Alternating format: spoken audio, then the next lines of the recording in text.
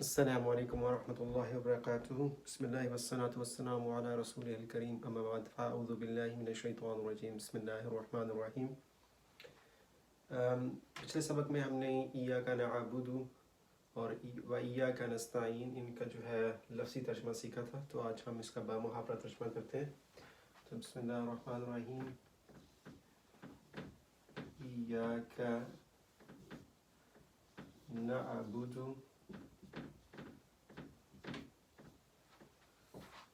و ایاک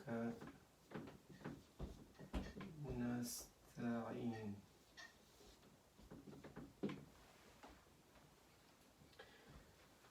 میں نے کہا تھا کہ نعبد کا و نستعین کا یہ لفظ تھا، یہ الفاظ تھے۔ نعبد کا یعنی یہ ایک فعلیہ جملہ ہے، نعبد کا ہم آپ کی عبادت کرتے ہیں، تو اس کا کا جو ہے نکل کے پہلے آ گیا، کا کو علیحدہ نہیں پڑھ سکتے، اس لیے ہمیشہ اس کے ساتھ ایا لگانا پڑتا ہے۔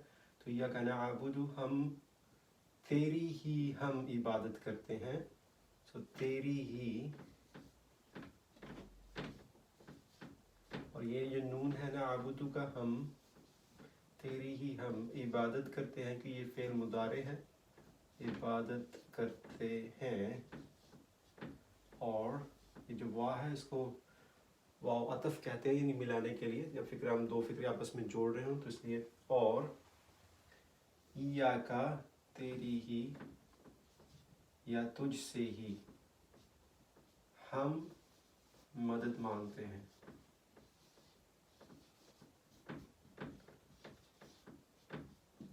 تو پھر یہاں پہ بھی جو نون جو ہے یہ اس کے لیے، ہم کے لیے استعمال ہوا ہے۔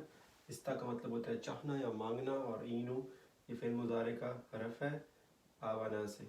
تو ایاک نعبد و ایاک نستعین، اس کا ترجمہ ہوگا تیری ہی ہم عبادت کرتے ہیں اور تجھ سے ہی مدد مانگتے ہیں۔ تو اگر آپ سیکوینس کے اندر دیکھیں تو اب تک کیا چیزیں ہو چکی ہیں اب تک۔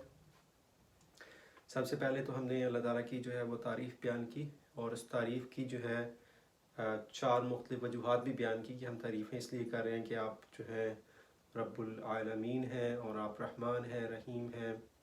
اس کے بعد آپ جو ہیں وہ اس دن کے مالک ہیں جس دن ہر کسی کو ان کے نیک اور برے اعمال کا جو بدلہ دیا جائے گا۔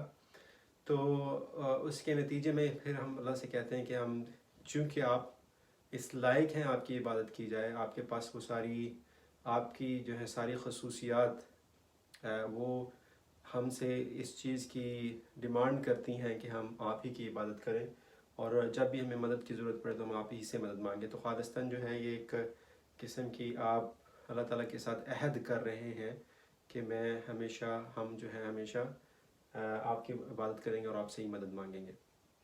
تو انشاءاللہ تعالیٰ جو اگلا ہے اس میں ہم دیکھیں گے کہ جب آپ کسی سے مدد مانگتے ہیں تو اس میں کس طرح کی مدد ہوتی ہے، اور اللہ تعالیٰ جو ہے ہماری کس طرح سے مدد کر سکتے ہیں۔ تو اگلا جو انشاءاللہ سبق ہوگا اس کے بارے میں ہوگا۔ جزاک اللہ خیر۔ السلام علیکم ورحمۃ اللہ وبرکاتہ۔